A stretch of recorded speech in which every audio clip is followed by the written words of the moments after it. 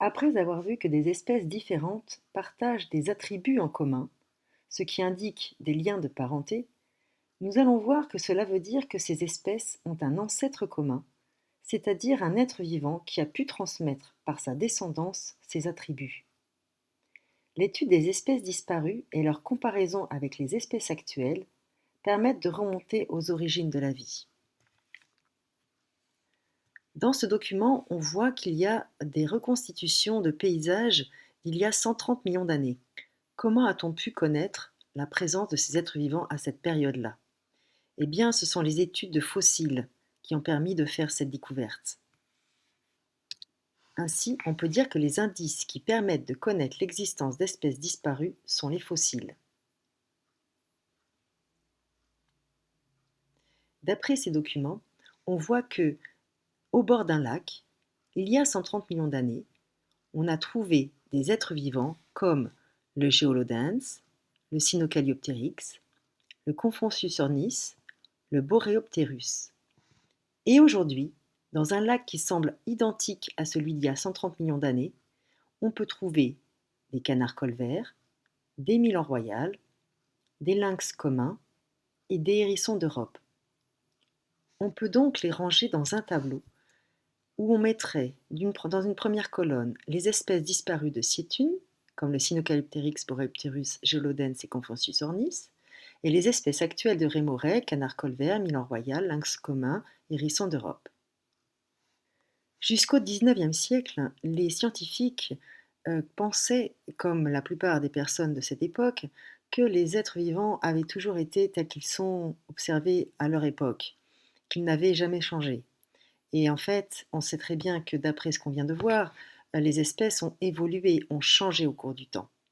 Ainsi, on pourrait dire à ce scientifique: cher confrère, vous avez tort de penser que les espèces ont toujours été les mêmes, car nous avons trouvé des fossiles d'êtres vivants vieux de 130 millions d'années qui n'existent plus aujourd'hui, comme le Sinocalliopteryx, et certaines espèces actuelles n'existaient pas encore, comme le lynx.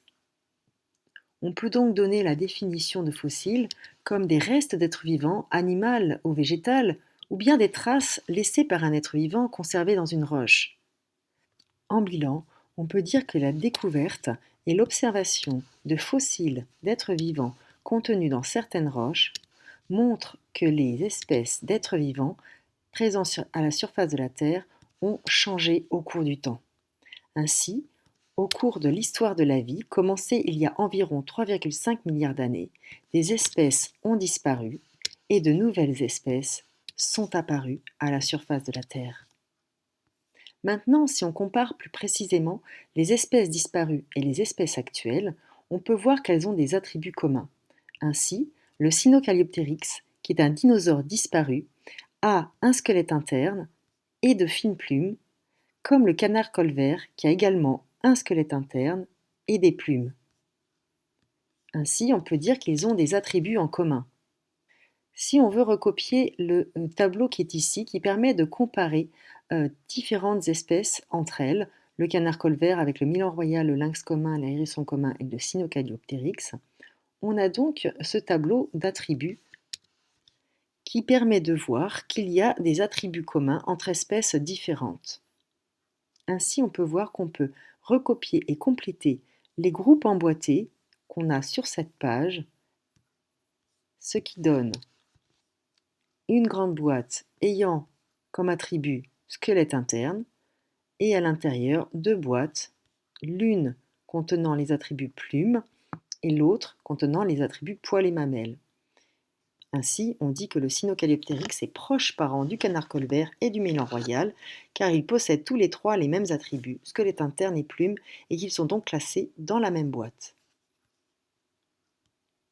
En bilan, on voit que l'étude des espèces disparues montre qu'elles ont des attributs en commun avec les espèces actuelles. Il existe donc des liens de parenté entre les espèces disparues et les espèces actuelles qui témoignent d'un ancêtre commun. Sur cette même idée, les scientifiques ont donc pu réaliser ce qu'on appelle le buisson du vivant, c'est-à-dire regarder tous les liens de parenté qui existent entre tous les êtres vivants qui existent ou qui ont existé. Et ainsi, ils ont pu reconstituer ce document. En fait, au centre de ce buisson, on trouve les ancêtres de tous les êtres vivants et en surface, tous les êtres vivants actuels. Ainsi, on peut répondre à cette question: qu'y a-t-il au centre du buisson et qu'y a-t-il en surface? Le centre du buisson, cet ancêtre qui est commun à tous, on l'a surnommé Lucas, pour The Last Universal Common Ancestor. La date approximative au centre du buisson et en surface, eh bien au centre, c'était il y a 3,5 milliards d'années et en surface, c'est aujourd'hui. Pourquoi certaines branches n'atteignent pas la surface, comme celle-ci ou celle-là? Eh bien tout simplement, c'est parce que ce sont des espèces qui ont disparu. L'être humain, lui, fait partie d'un grand groupe qu'on voit ici colorié en bleu, c'est le groupe des animaux, ou plutôt le règne des animaux. Et pourquoi la branche qui représente l'espèce humaine est très courte? Eh bien tout simplement parce que c'est une espèce qui est récente. Elle est apparue très très tard dans l'histoire de la vie. Ainsi, on peut dire en bilan que la vie a débuté sur Terre il y a au moins 3,5 milliards d'années. L'espèce humaine est apparue récemment au cours de l'histoire de la vie, il y a environ 300 000 ans. On peut représenter l'histoire de la vie sous la forme d'un buisson. Chaque branche de ce buisson porte une espèce et peut évoluer différemment. Lorsqu'elle s'arrête, l'espèce disparaît. Lorsqu'elle se sépare en deux, une nouvelle espèce apparaît.